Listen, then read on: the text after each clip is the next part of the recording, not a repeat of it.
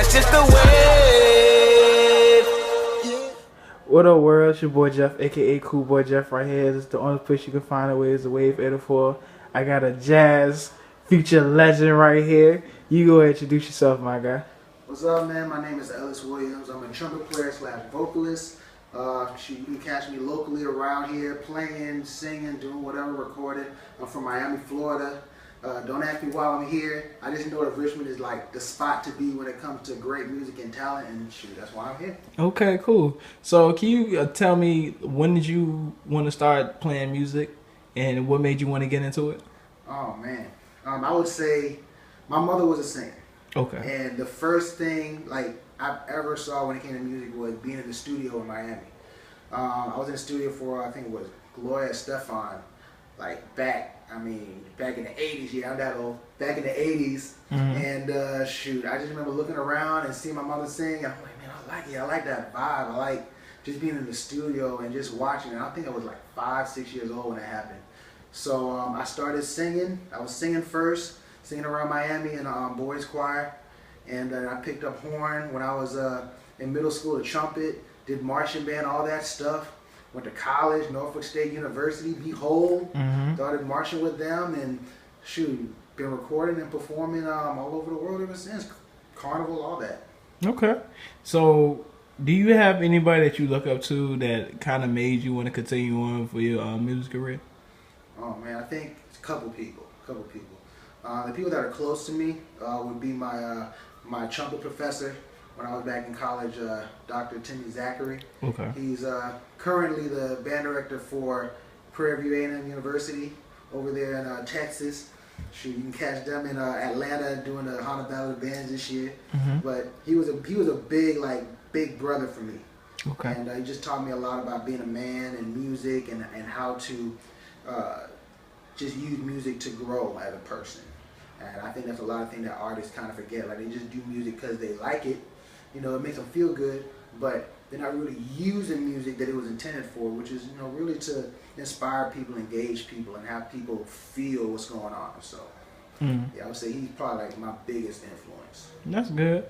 So where did you, what can you say was like the most toughest moment for like your performance? Like, did you have to go through any situations where you had to try to gain the crowd's attention? You had like certain situations where like equipment wasn't working. Like, how did you manage to get through that? Damn, let me pull out my list like shit. So, yeah, here's the thing about performing and being on a high level of like entertainment. Stuff is gonna go bad. I've had mics not work. I have people not show up. I had the drummer pass out because he was drinking too much. Wow. I mean, I had to beatbox and shit. Like, sometimes you just gonna do what you can to make it work. And I'll say probably one of the craziest moments, and I'm not gonna call out any names, I'm just gonna talk about when I was working on the ship. Playing in a band, the drummer might have had a little bit too much, and he started playing his drums. You see his cat go over, throws up in the trash can, but he's still playing on beat though. Wow. And I look over to my boss. I'm like, yo, homeboy puking over there. You see that? He's gonna puke all over the drum set. So we just went ahead and called it and said, look, man, we gotta go ahead and turn up that track, But crazy, like I said, crazy stuff happens. I've had people run on stage, try to dance with me. White people are craziest. But it's fun though. So I mean, stuff happens, man. That's good. So what can you say is a major turn in your life with this music? Like, do you have anything coming up in Richmond that you're going to be performing? Yeah, I'm definitely getting together with a lot of people, a lot of local artists, trying to collab more. I'm working on some new music, so producers out there, we're trying to make some trap jazz, any of that stuff, trying to create something new, because that's what I'm all about. Just new music. Hit me up. Definitely down to record with you. Like I said, just trying to sing with people, trying to play my horn with people, doing all sorts of stuff. I got some music videos that I've been recording with other artists. Joy B. Moore, you're gonna see hers coming out soon. Hopefully, like in the spring, you'll see me, hopping and dancing all over the place like I'm back in marching band. So that's gonna be fun. So look out for those things. Okay. So who, if you can say or give thanks to anybody who gave you an instrument and you take it as like you just fell in love with it, like how Michael Jordan fell in love with basketball, and Kobe Bryant, and every other great person who just fell in love with something that they just love doing? Who can you give thanks to for just putting an instrument in your hand? Yeah, that's easy. My mom for paying for that stuff. No, really, because I mean, because I started like doing a whole music thing with an instrument in middle school because, you know, I didn't want to be in choir talking about ding froggy dum, doing all that. Because I want, like, I need some soul, I need some funk, I need some hip hop, all of that. And the band director was like, well, okay, well, try this. And he said, well, you can't use mine. You're going to have to get yourself one. I begged Mom, and she said, all right, you better practice because them horns are not cheap. Mm-hmm. So definitely thank Mom for that. Thank your mama, or your daddy, or whoever funds your dream, because shoot, you can't do it by yourself. Right. You gotta have a team. So is there anything that you want to say to the people that, you know, who trying to figure out how to start their music career? Some people might not have the proper funding. They're kind of stuck because a whole lot of people nowadays flaunt their money. Like, yo, you need money to do this and that, the third. But sometimes the money doesn't start. It really starts with your dream and the aspiration that you're trying to continue with. So is there anything that you say to people who's really going to be watching this? I would say this is probably the most important lesson that you'll ever hear. Remember why you do it.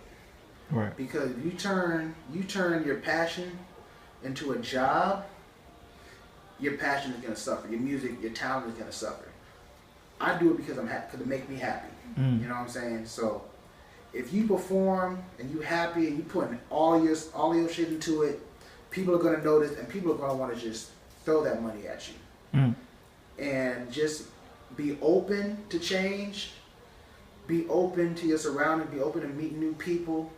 Be yourself. But remember, you do the music because it makes you happy.